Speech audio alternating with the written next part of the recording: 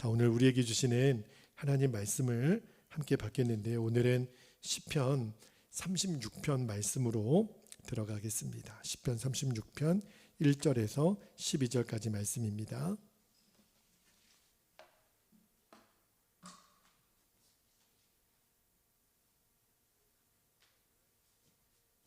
자, 우리 말씀을 한 절씩 교독하여 봤습니다. 1절입니다.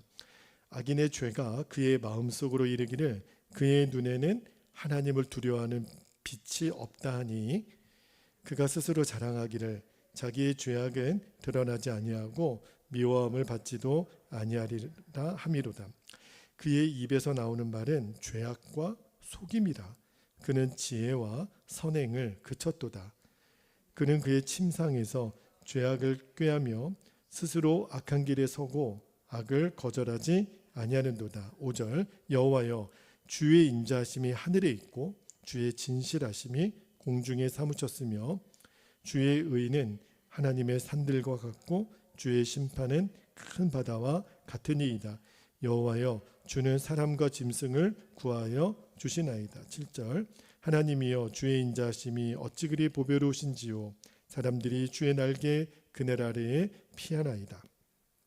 그들이 주의 집에 있는 살진 것으로 풍족할 것이라. 주께서 주의 복락의 강물을 마시게 하시리이다. 9절 진실로 생명의 원천이 주께 있사오니 주의 빛 아래서 우리가 빛을 보리이다. 주를 아는 자들에게 주의 인자하심을 계속 베푸시며 마음이 정직한 자에게 주의 공의를 베푸소서. 11절 교만한 자의 발이 내게 이르지 못하게 하시며 악인들의 손이 나를 쫓아내지 못하게 하소서.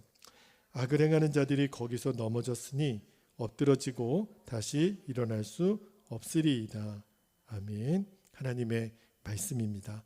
오늘 시편 36편 말씀으로 메시지를 나누겠는데 오늘 설교 제목이 달라도 너무나 다른 두 인생이라는 제목으로 말씀을 나누겠습니다. 요즘 하나님께서 제 마음에 주시는 갈망이 하나가 있어요. 그게 뭐냐면 저와 여러분이 예수님의 사람으로 세워지는 겁니다.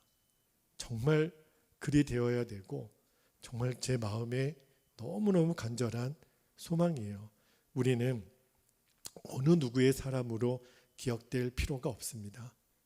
세상 사람들은 국가의 정당의 어떤 단체의 사람으로 기억되기를 원하지만 저와 여러분에게 있어서 소원이 있다면 딱 하나, 예수님의 사람으로 서는 겁니다. 가정도 회사도 국가도 요즘 되어지는 역사를 잘 보면 어느 한 사람의 하나님께서 세우신 사람으로 가정도 살고 회사도 살고 국가도 살고 그렇게 되더라고요. 교회는 말할 것도 없더라고요. 여러분, 사람이 많아서 하나님의 역사가 나타나는 게 아닙니다. 한 사람이라도 예수님의 사람으로 구별되고 준비된 사람만 있으면 하나님은 그 사람을 통하여 한 나라를 바꿀 수 있어요. 민족을 바꿔낼 수 있어요. 지금도 온 열방의 전쟁과 또 이 다툼 속에 너무너무 안타까운 것은 하나님의 사람이 등장하지 않는 거예요. 하나님의 사람, 예수님의 사람이 등장하면 저는 이 문제도 해결할 수 있을 것 같은데 어찌 그 사람이 안 보이는지. 그런데 주님이 그런 사람을 기다리기 전에 너가 먼저 베델교회가 예수님의 사람, 예수님의 교회, 예수님의 성도들이 모여있는 교회가 되게 하라. 그 일에 너가 먼저 예수님의 사람이 되라. 여러분, 우리가 형편과 여건이 힘든 게 문제가 아닌 거예요. 관건은, 열쇠는 우리가 예수님의 사람으로 서기만 하면 됩니다. 그 다음은 주님이 역사하실 거예요. 주님이 일하실 거예요. 그게 하나님의 계획이라는 것이 말씀을 준비하면서 더 깨달아지더라고요. 여러분, 이 땅에 사는 사람들은 딱 두 부류로만 구분됩니다. 하나는 하나님을 믿는 백성이고 하나는 하나님을 도무지 믿지 않는 사람들이에요. 성경은요, 하나님을 믿지 않는 사람들을 악인이라고 그렇게 표현하는데 1절 말씀을 제가 읽어드릴게요. 악인의 죄가 그의 마음속으로 이르기를, 악인이라고 표현하잖아요. 그의 눈에는 하나님을 두려워하는 빛이 없다하니. 여러분 1절에 악인이라고 나와요. 근데 그 악인의 정의가 뭐냐면 하나님을 믿지 않는 사람.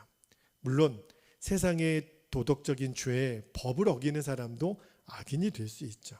그러나 성경이 보는 선과 악의 기준은 믿음이에요. 하나님을 믿는 사람은 하나님의 의인으로 인정을 받지만 하나님을 믿지 않는 사람은 악인인데, 그런데 악인이 뭐겠어요? 이 죄의 지배를 받는 사람이 악인이잖아요. 근데 그 악인은 입만 열면 하나님은 없다는 거예요. 하나님을 믿지 않으니까. 여러분, 하나님의 존재를 인정하지 않고 하나님의 존재를 안 믿는 사람들의 대표적인 특징이 뭘까요? 그 사람에게는 죄 짓는 것이 밥 먹는 것보다 더 쉬워요. 숨 쉬는 것보다 더 쉬운 게 죄 짓는 거예요. 제가 한 번은 남자들은 한국에서 군대를 갔다 오면 일정한 나이가 될 때까지 예비군이라는 훈련을 받습니다. 지금은 뭐 1년에 몇 번 받는지 모르겠는데, 저 같은 경우도 이제 군대 제대하고 기간이 되면 꼭 통지서가 와요. 예비군 훈련 받으라고. 그런데 예비군 훈련을 가면 이상한 현상이 하나 일어납니다. 사회에 있을 때는 그렇게 멀쩡했던 사람이 그 군복 하나 입혀놓으면요, 엉망이 되는 거예요. 어떻게 사람이 그렇게 달라지는지. 이 군복을 입고는 맞지만 모자를 제대로 쓰긴 하나, 옷은 다 밖으로 나오고, 또 군화라고 해서 전투화 뭐 꺾어 신고 아무데나 침 뱉고 아무데나 노상방뇨하고, 그리고 자기들끼리 쉬는 시간에 모여서 얘기하는 거 들어보면 진짜 민망해서 못 듣겠어요. 입만 열면 죄 짓는 얘기, 입만 열면 악한 얘기, 정말 옆에 있기가 싫을 정도로 그렇게 죄 짓는 것을 자랑 삼아 이야기하더라고요. 죄에 대한 부끄러움이 없어요. 하나님에 대한 두려움이 1도 없어요. 여러분, 이 시대가 왜 점점 악해져 갈까요? 하나님을 두려워하지 않는 것과 죄를 같이 한다는 것은 결코 우연이 아니에요. 하나님을 두려워하지 않으니까 죄는 밥 먹듯이 짓기 쉬운 거고, 점점 이 세상은 악인의 세상으로 되어 갈 겁니다. 오늘 말씀에 2절에서 4절까지 말씀 보면 하나님을 두려워하지 않는 악인들의 특징을 이렇게 얘기해요. 자, 2절에서 4절까지 제가 읽어드릴게요.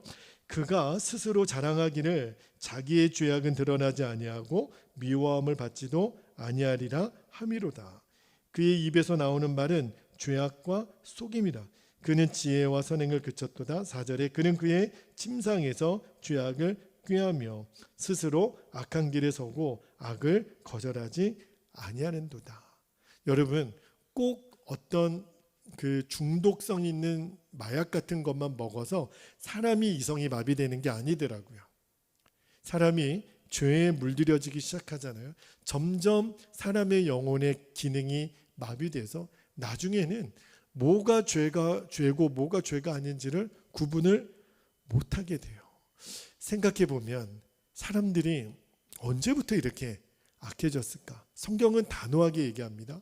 선악과를 인간이 따먹은 후부터 사람은 악하게 태어나고 악할 수밖에 없다 그래요. 자, 창세기 6장 5절 6절에 보면 하나님이 인간을 만드시고 한탄하시는 장면이 나와요.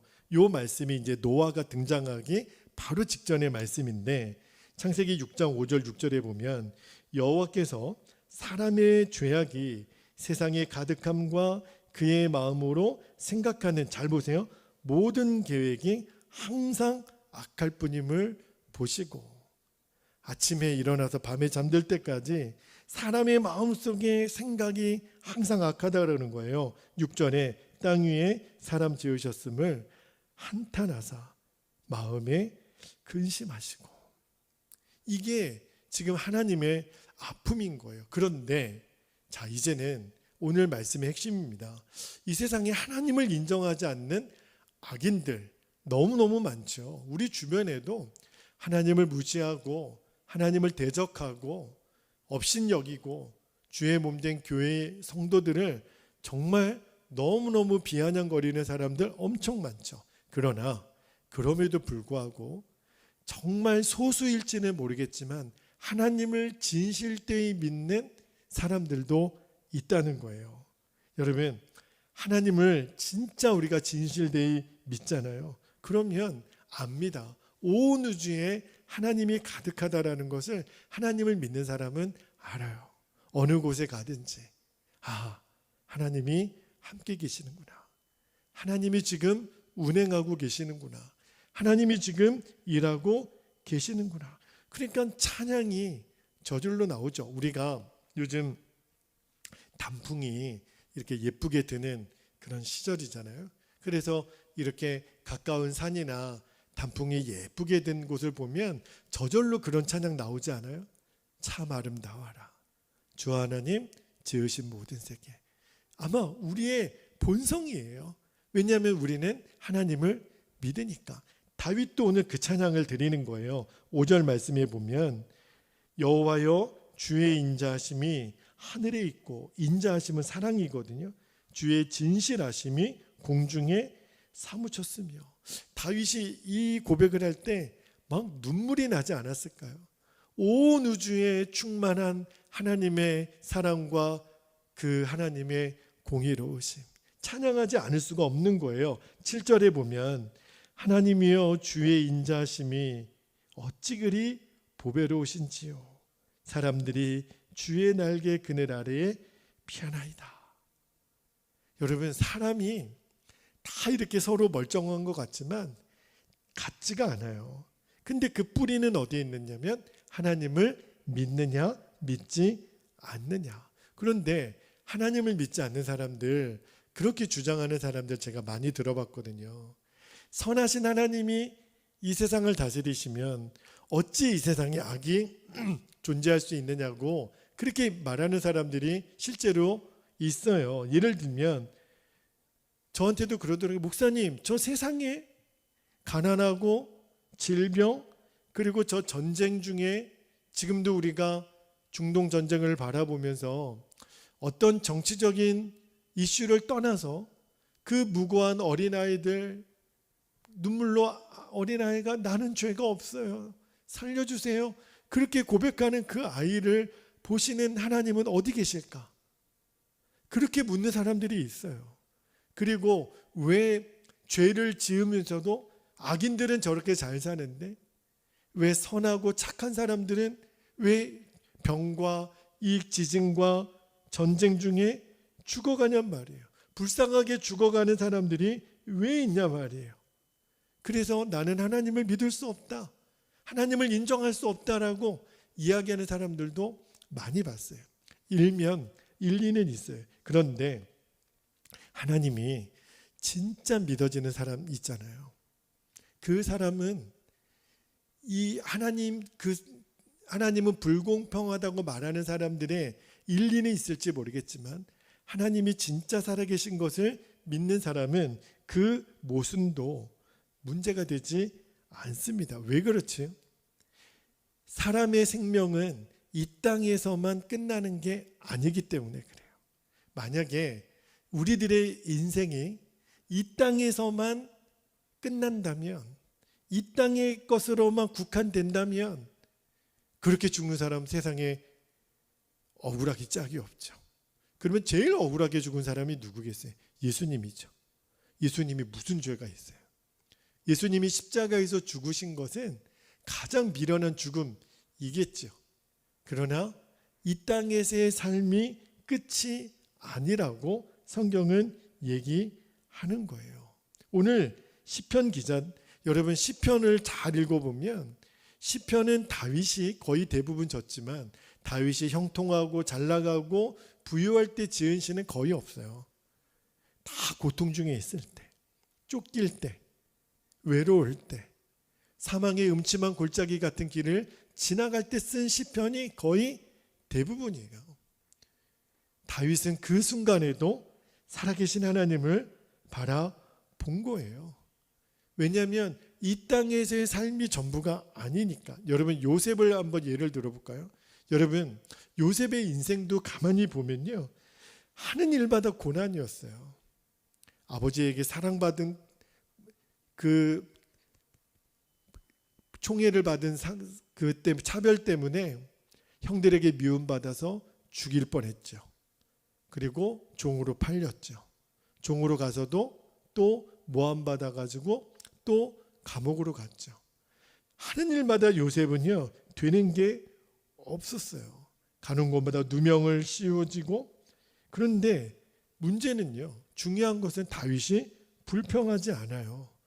가는 곳마다 보디발의 신임을 얻고 간수장의 신임을 얻고 주변에 있는 사람들이 알게 되더라는 거예요. 너와 함께 계시는 하나님이 살아계시는구나.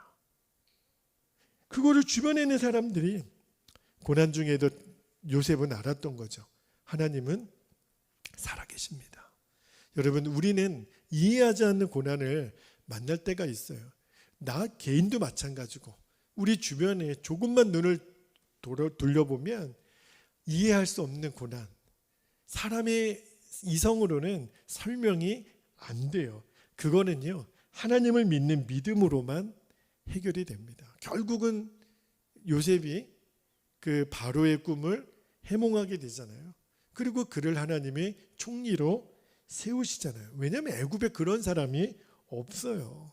여러분, 하나님과 마음이 통했다라고 하는 증거이거든요. 누가요? 요셉은요. 어떻게 이런 믿음을 가질 수 있을까? 이 땅에서의 삶이 끝이 아닌 것을 알면 돼요. 다시 말하면 생명이 마음에 임하면 됩니다. 여러분, 이렇게 우리가 지금 단풍이 드는 가을, 산과 하늘이 얼마나 예쁩니까? 그러나 이 자연만 예쁜 게 아니에요. 아주 조그만 벌레, 아주 조그만 곤충도요, 현미경으로 한번 들여다보면 상상을 초월할 정도로, 황홀할 정도로 아름답습니다. 여러분, 저도 어제 가을 모기가 있나 봐요. 이놈이 밤에 저를 물더라고요. 그런데 모기 침 있잖아요. 그거를 현미경으로 확대해서 들여다보면 너무너무 아름답대요. 와, 세상에 누가 이렇게 디자인할 수 있을까? 너무너무 아름다운 거예요. 왜 그렇죠? 생명이니까. 생명에는 아름다움이 있어요. 그런데 사람이 만든 인공 그 구조물들 중에는 물론 처음에 보면 와, 대단하다. 우리가 큰 빌딩, 큰 다리, 큰 건축물, 세계 불가사의에 나오는 그 모든 건축물들, 와, 대단하다. 그런데 그 대단한 건물도 계속 보십시오. 실증납니다. 왜 그런 줄 아세요? 생명이 없기 때문에 그래요. 생명이 없는 것은 결국은 실증이 납니다. 생명이 아름다운 거고 생명이 신비로워요. 그런데 생명 중에 가장 아름다운 존재가 뭐지요? 사람이에요. 사람의 생명이 가장 하나님 보셨을 때는 아름다운 거예요. 하나님은 이 모든 우주를 우리 한 사람의 영혼과 바꾸지 않으신다 그랬어요. 왜냐하면 우리 안에 하나님이 넣어준 생명이 있기 때문에 그래요. 하나님은 그 생명을 자신과 동일시 여기는 거예요. 그래서 우리를 그렇게 사랑하시는 겁니다. 그런데 우리들의 생명도 말입니다. 몸에서 영혼이 떠나면, 그러면 그 즉시로 이 육신도 금방 화장을 하거나 매장을 하게 되잖아요. 여러분, 우리가 귀한 것, 인간이 귀하다라고 하는 것은 그 육신 속에 영혼이 있기 때문에 귀한 거예요. 이 영혼이 떠나면 우리들의 육신은 그냥 생명이 없는 거거든요. 여러분, 육신의 생명과 달리 영혼의 생명이 있어요. 그래서 이 땅에 불공평해 보이는 문제가 여기서 해결이 되는 거예요. 사람이 죽으면 우리의 영혼 생명은 어디로 가죠? 둘 중에 하나예요.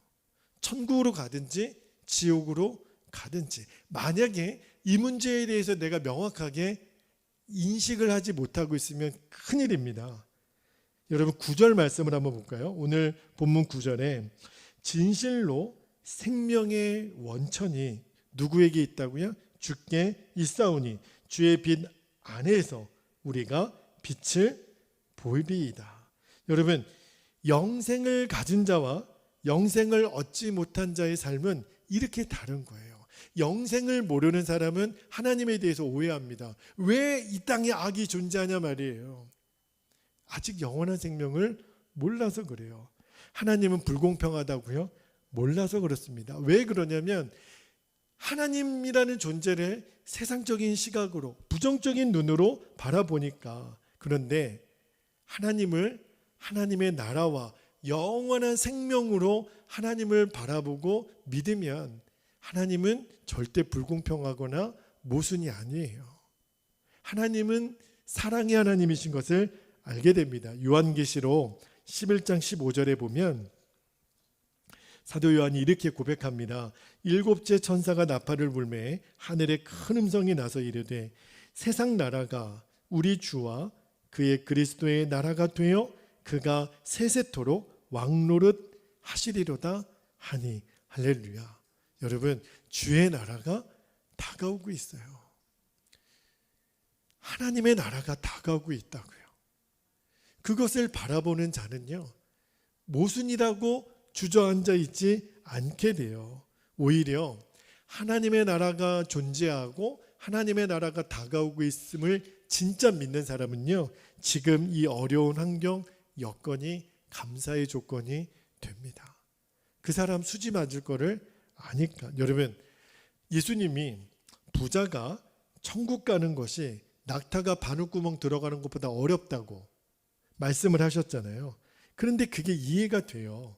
왜냐하면 하나님의 나라가 보이는 사람은, 그게 보이지 않는 사람은 억울하죠. 나는 가난해라. 나는 누리지도 못하고 먹지도 못하고 억울하잖아요. 부자들은 저렇게 떵떵거리며 잘 살고 있는데, 그죠?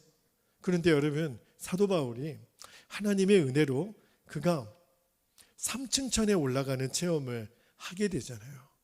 하나님 나라를 보고 이 땅의 인류 역사가 어떻게 이어지는지를 사도 바울이 본 다음에 그 고린도후서 12장 4절에 보면 바울이 이렇게 고백합니다. 그가 낙원으로 이끌려가서 말로 표현할 수 없는 말을 들었으니 사람이 가히 이르지 못할 말이로다. 구체적으로 바울이 자세하게 쓰지는 않았지만 사도 바울이 도대체 뭘 봤을까요? 우리가 사도 바울이 본 것이 얼마나 아름답고 존귀하고 엄청난 것을 봤냐면, 그가 하나님 나라에 대한 눈이 뜨인 다음에 나중에 빌립보서 3장 7절에서 9절까지 말씀을 보면 이렇게 고백을 해요.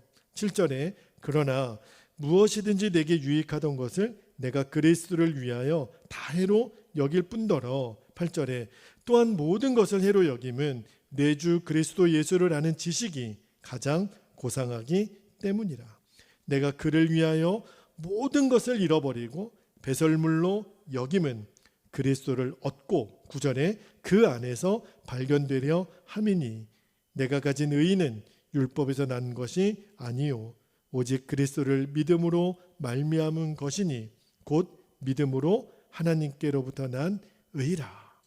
그렇게 바울이 고백하잖아요. 바울이 본 거예요.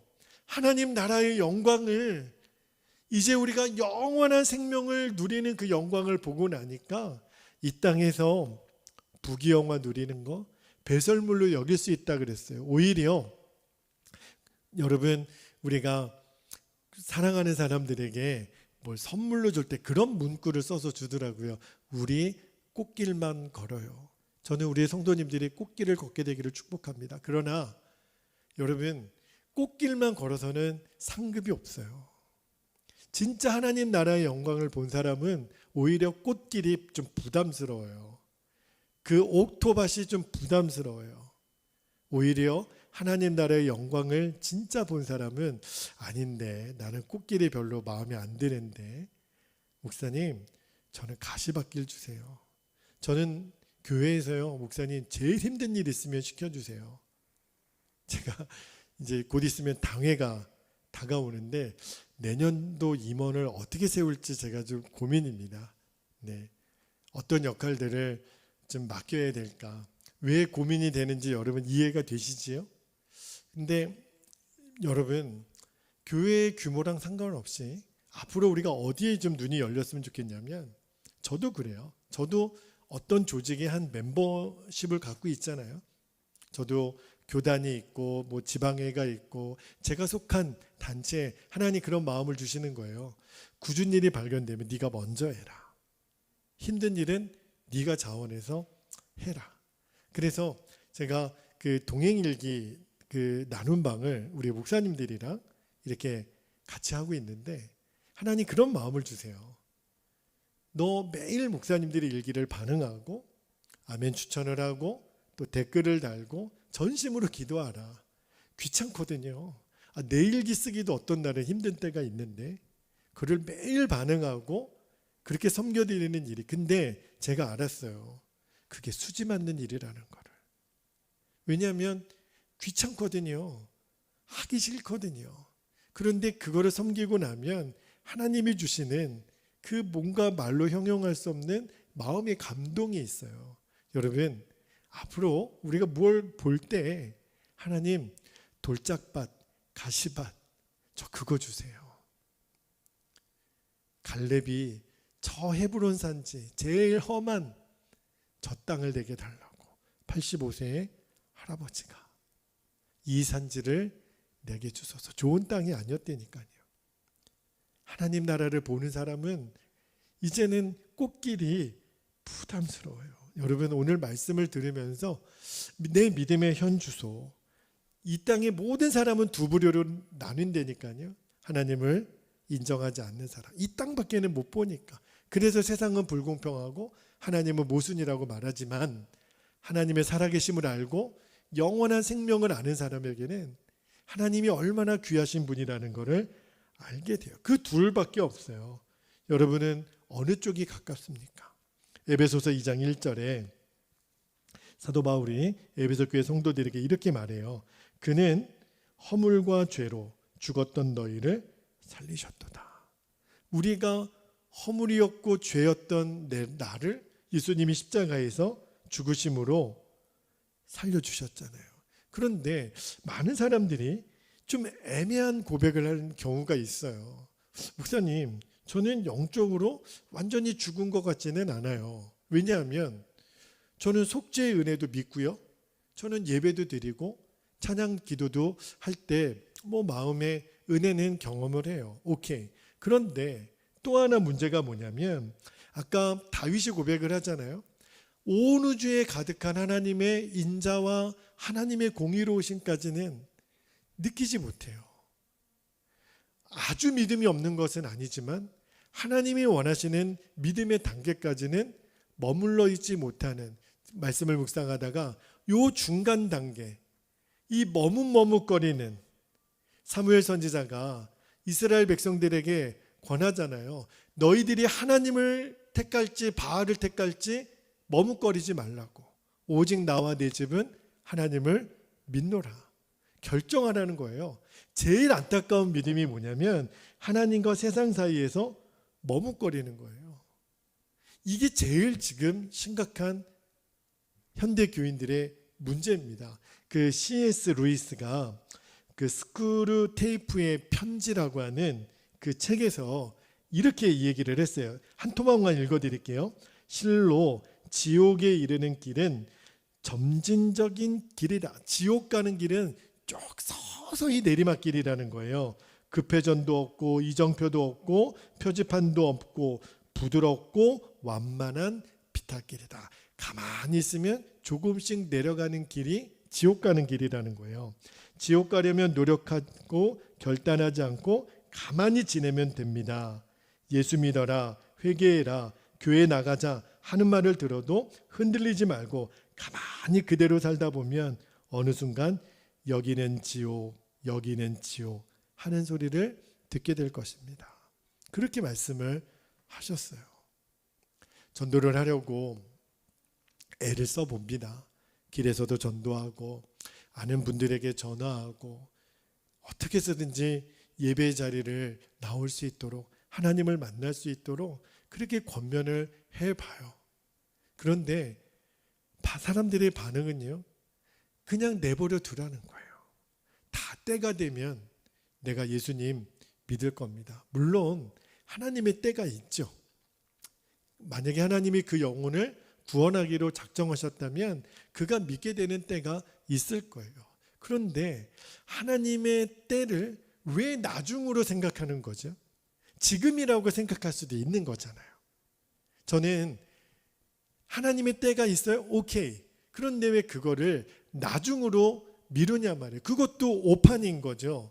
하나님의 때를 자기가 결정할 수는 없는 거잖아요. 그러면 반대로 지금이 하나님의 때라고 믿을 수도 있는 거잖아요. 이번 주에 교회에 오셔도 되는 거잖아요. 그죠? 그래서 그렇게 권면을 해드리면 내버려 두라는 거예요. 믿게 되면 내가 알아서 믿게 될 거라고. 근데 한번 생각을 해봤어요. 그렇게 내버려둬서 가만히 아무것도 안 하고 있으면 이 완만한 비탈길로 내려가는, 그러다가 어느 순간에 여기는 지옥, 여기는 지옥, 그 정거장 소리를 듣게 되면 어떻게 해요? 그 책임은 누가 감당해요? 그 고통을 어떻게 감당해요? 여러분, 신앙생활도 마찬가지라는 생각이 들어요. 하나님이 우리에게 어떤 거룩한 부담을 줄 때가 있어요. 어떤 때는 진짜 못 들은 척하고 싶을 때, 왜 내가 해야 돼요? 왜 지금 해야 돼요? 왜 나만 해야 돼요? 그죠? 그래서 자꾸 뒤로 밀어요. 못 들은 척해요. 그 거룩한 부담을 외면해요. 정말 하나님 믿는 사람인지 안 믿는 사람인지 분간이 안 될 정도로 믿음이 흔들릴 때가 있어요. 그러나 여러분에게 정말 부탁합니다. 베델교회 담임 목사로 저 스스로도 마찬가지지만 이제 그 흔들리는 위기가 올 때 절대 뒤돌아서지 않게 되기를 축복합니다. 이제 봐야 돼요. 하나님의 나라가 지금 다가오고 있음을. 우리 창세기 말씀을 주일마다 나누고 있는데 야곱에게 적용하면 하란으로 뒤돌아봐서는 안 돼요. 라반을 떠났으면 뒤도 돌아보지 말고 가야 돼요. 이제는 더 이상 머뭇머뭇거리고 있을 시간이 없습니다.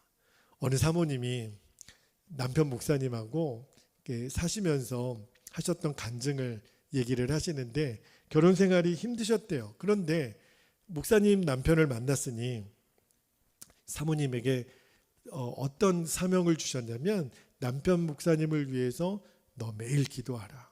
기도의 사명을 주셨는데 근데 그 사명 가지고 결혼까지 했거든요. 그런데 목사님이 미워 죽겠는 거예요. 목사님이 마음에 쓴뿌리가 있어서 하는 행동마다 사모님 마음에 상처를 자꾸 내니까 그러니까 꼴보기 싫은 거예요. 그래가지고 기도의 사명을 가지고 결혼했는데 어떤 결론을 내렸냐면 도망치자. 사보고 뭐고 다 때려치자. 그렇게 마음의 결단을 내린 거예요. 그런데 얼마 뒤에 이 사모님이 교통사고를 당하십니다. 운전을 하고 가다가 그리고 전신마비의 사고를 당하는 거예요. 그러니까 온 사지를 움직이지 못하는 꼴이 됐으니 이제 남편 목사님이 사모님의 모든 대소변을 받아내야 되는 그런 비참한 처지가 된 겁니다. 너무 죽는 것보다 더 싫더래요. 남편 목사님이 자기 배설물을 받아내는 것이 너무너무 싫더래요. 그러다가 어느 날 남편 목사님과 함께 큐티를 했는데 이제 마태복음 11장 말씀을 가지고 큐티를 했는데 자기 마음에 남편 목사님에 대한 그 미움과 분노가 얼마나 잘못된 것인지를 하나님이 알게 해주시는 은혜를 받은 거예요. 그러면서 사모님이 나중에 고백을 하신 거예요. 뭘 고백을 하셨냐면 내가 기도하려고 결혼했는데 기도해야 될 때 기도를 놓친 죄가 이렇게 크구나 하는 거를 깨달았다는 거예요. 그러면서 사모님은 그렇게 생각하셨대요. 기도는 수고하고 희생이라고 생각했대요. 그런데 막상 이렇게 처지가 되어보고 나니까 기도받는 입장이 되어보고 나니까 깨달아지는 것이 기도가 제일 쉬운 거였구나. 기도가 제일 쉬운 거였구나. 우리는 기도할 때 대단한 사명, 대단한 어떤 희생으로 알고 기도할 때가 있거든요. 그래서 내가 기도하는 것을 하나님도 알아주고 사람도 알아주기를 원하는 것이 우리들의 마음 안에 있거든요. 그런데 그 사모님이 그렇게 고백을 하는 거예요. 기도가 제일 쉬운 거였군요. 그리고 마태복음 11장 30절에 이는 내 멍에는 쉽고 내 짐은 가벼움이라 하시니라. 그 말씀을 읽다가 꼬꾸라지신 거예요. 아멘이 되더래요. 그리고 며칠 있다가 남편 목사님이 밖에서 사역하고 돌아오시는데 사모님이 무릎을 꿇고 앉아있더래요. 사지마비가 오신 분이 무릎을 꿇었다는 것은 기적이거든요. 그리고 사모님이 갑자기 소변 마려운 느낌이 들더랍니다. 그리고 되게 추웠는데 추위가 사라지고 몸의 마비가 풀려지고 온몸의 감각이 회복되는 기적을 경험하신 거예요. 저는 모든 일을 다 그렇게 해석하기는 어렵겠지만 그 사모님의 간증을 들으면서 우리들도 이유를 알 수 없는 고난의 때를 지나갈 수 있잖아요. 질병으로, 재정의 문제로, 그렇죠? 관계의 문제로, 또 자녀의 문제로. 그래서 우리가 하나님께 이렇게 항변하고 싶을 때가 있어요. 하나님, 살아계시다면 도대체 어디에 계신 거예요? 왜 지금 보고만 계세요? 지금 내가 처한 이 문제를 제대로 한번 설명해 보세요.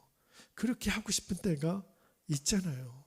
그런데 그때 너무 조급해하지 말고 오늘 다윗의 고백을 한번 주목해 봤으면 좋겠어요. 10절입니다.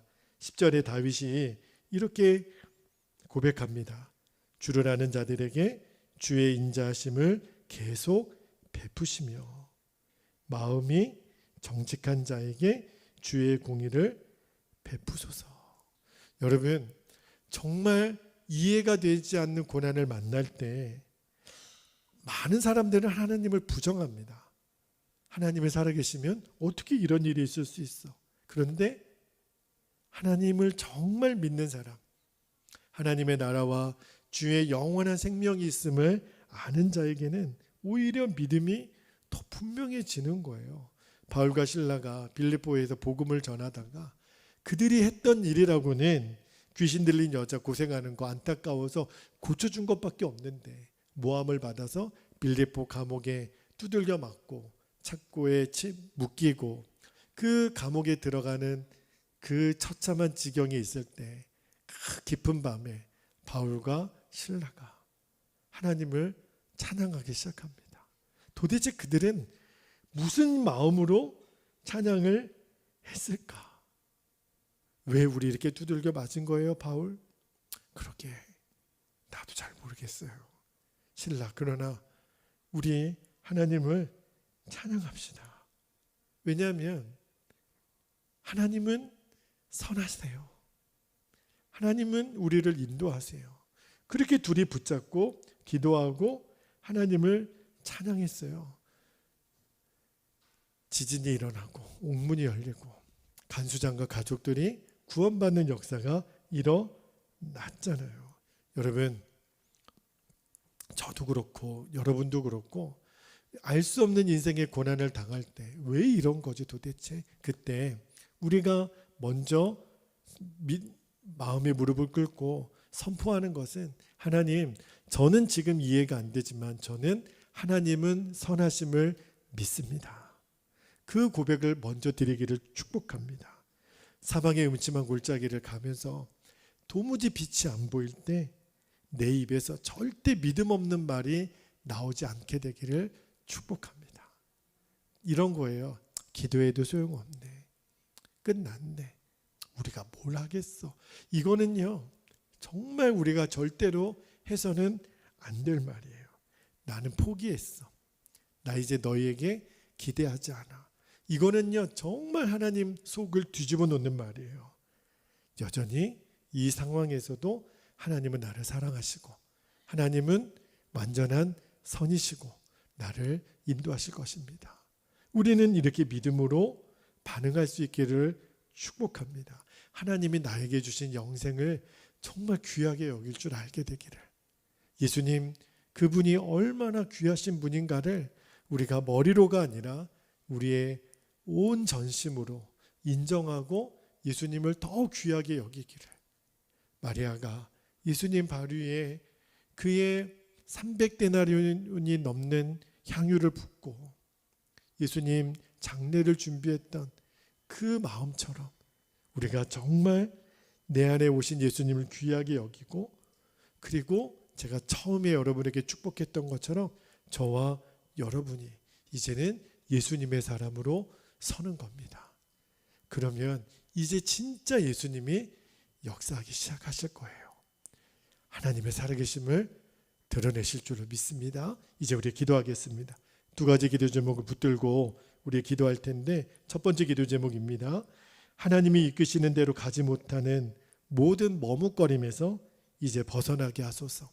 온전한 믿음의 길을 걷게 하옵소서. 두 번째, 어떤 상황에서도 영생을 가진 자의 삶을 살게 하소서. 하나님의 나라가 다가오고 있음을 믿게 하소서. 영원한 천국을 바라보게 하옵소서. 그리고 끝까지 기도하고 찬양하게 하옵소서. 우리 허락하신 기도 제목을 붙잡고 주님의 이름을 간절히 부르신 후에 통성으로 기도하겠습니다. 주여. 할렐루야. 사랑과 은혜가 많으신 아버지 하나님, 고맙고 감사합니다. 주님, 원하오니 오늘 주의 말씀을 우리들이 귀로만 붙잡게 되지 않기를 원합니다. 우리의 마음으로, 우리의 심정으로 하나님 붙잡게 되기를 원합니다.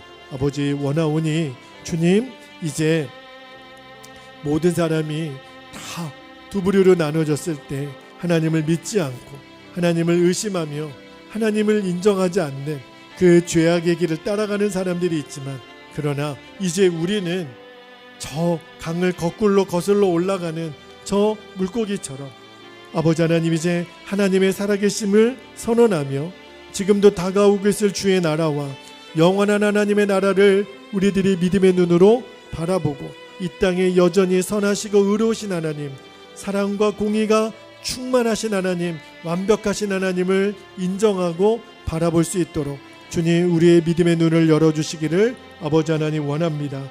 하나님이 이끄시는 대로 가지 못하는 모든 머뭇거림에서, 자리에서 벗어나게 하소서. 주님, 믿음에는 회색지대가 없습니다. 주님, 이제 우리는 십자가 지고 따라가는 겁니다. 나를 부인하는 길로 따라가는 겁니다. 날마다 십자가 지고 주님 따라가는 삶 살게 하옵소서. 믿음의 길을 걷게 하옵소서. 이제는 더 이상 머뭇거림의 길에서 방황하지 않게 하옵소서. 어떤 상황에서라도 영생을 가진 자의 삶을 살게 하소서. 끝까지 기도하고 찬양하게 하소서. 주님, 이제는 우리가 그 주님만을 신뢰합니다. 주님, 가장 완벽하신 하나님, 가장 선하신 하나님, 우리의 길을 나보다도 너무 잘 알고 계시는 하나님, 아버지 하나님, 우리가 인생길을 다 달려간 뒤에 후회하는 인생 되지 않기를, 아버지 하나님, 이제는 돌짝밭 사명, 가시밭길 사명을 하나님 복으로 알 수 있는 그 눈이 우리들에게도 열리기를, 아버지 하나님, 힘들고 어렵고 귀찮고 남들이 다 하기 싫어하는 그 사명의 길로 우리도 걸어갈 수 있도록 주님, 저희를 인도하여 주옵소서. 주님의 손 붙잡고 나아가게 하옵소서. 구별된 사람으로 하나님, 우리 베델교회와 우리 베델교회 성도들을 사용하소서. 주님, 절대로 낙심하지 않게 하소서. 주님이 일하고 계십니다. 주님이 여전히 지금도 역사하고 계십니다. 우리는 그 주님의 손 안에 있습니다. 주님의 계획 안에 있습니다. 주님 안에 있습니다. 주님, 그래서 오늘도 우리가 감사하고 기뻐하며 나아갑니다. 이 믿음의 길을 걷습니다. 주님, 오늘 우리의 손을 붙잡으신 주님, 우리도 주의 손을 붙잡습니다. 주님, 일하소서. 주님, 다스리소서. 주님, 역사해 주옵소서. 우리는 그 주님을 신뢰합니다. 아버지, 그렇게 역사하실 주님을 찬양합니다. 주님, 감사합니다. 오 주님, 감사합니다.